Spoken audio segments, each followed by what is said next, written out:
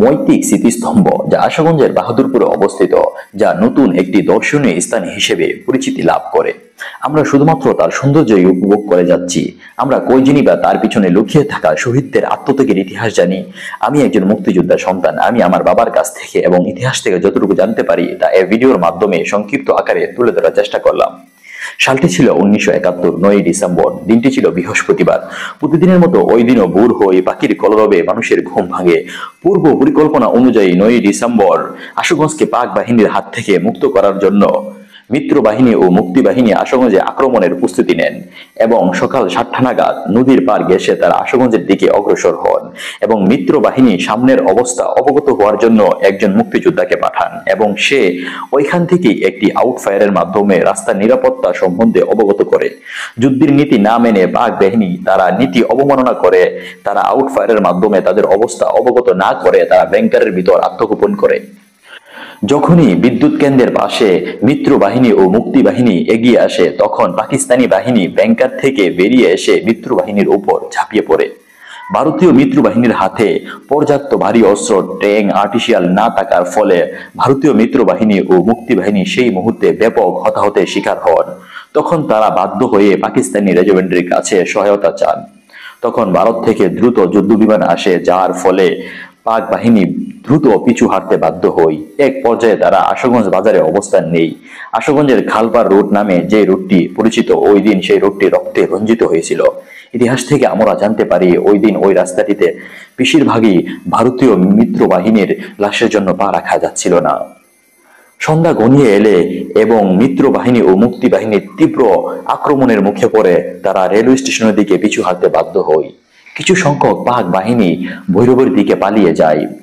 9ই December যে যুদ্ধটি সংঘটিত হয় এতে প্রায় অনেক মুক্তিযোদ্ধা শহীদ হন এবং ভারতীয় মিত্র বাহিনী প্রায় 70 থেকে 100 জনের মতো নিহত হন এবং তাদের 4টি ট্যাঙ্কও ধ্বংস হয়। অপরদিকে শতাধিক পাক বাহিনী নিহত হয় এবং পরের দিন অর্থাৎ 10ই ডিসেম্বর ভারতীয় বাহিনী ক্যাভালরি থেকে ট্যাঙ্ক সহায়তা এবং 10 বিআর রেজিমেন্ট যুক্ত করে তারা পুনরায় আক্রমণ শুরু করে। এর ফলে পাকিস্তানি বাহিনী পিছু হাঁটতে বাধ্য হয়। 10ই ডিসেম্বর দুপুরের পর থেকে পাকিস্তানি বাহিনী আশুগঞ্জ থেকে পিছু হাঁটে এবং ভৈরবে পালিয়ে যায়। মেঘনা নদীর উপর রেলওয়ে সেতুর এক অংশ ডিনামাইট দিয়ে উড়িয়ে ফেলে। এই সেতুটি উড়িয়ে ফেলার কারণে মিত্র বাহিনীর অগ্রগতি স্বাভাবিকভাবে থেমে যায়। পরে ভারতীয় সেনাবাহিনী ও মুক্তি বাহিনী মেঘনা নদী পার হওয়ার জন্য স্পেশাল অপারেশন পরিচালনা করে, যাকে বলা হয় মেঘনা হেলি ব্রিজ বা মেঘনা হেলিকপ্টার সেতু অভিযান নামে আখ্যায়িত করা হয়। এতে ভারতীয় NS নারায়ণ ও লেফটেন্যান্ট জেনারেল জ্যাক জ্যাকারবের নেতৃত্বে 4000 সৈন্য হেলিকপ্টারের মাধ্যমে নদীর ওই পার চলে যায়। এই অভিযানের মূল লক্ষ্যই ছিল ব্রাহ্মণবাড়িয়া থেকে ভারতীয় সেনাবাহিনী ও মুক্তি বাহিনীকে হেলিকপ্টারের মাধ্যমে নদীর পশ্চিম তীরে রায়পুরা ও নরসিংদীতে স্থানান্তর করা, যাতে আশুগঞ্জে পাকিস্তানি বাহিনীর প্রতিরোধ ও ধ্বংসপ্রাপ্ত সেতু এড়িয়ে দ্রুত ঢাকার দিকে অগ্রসর হওয়া যায়।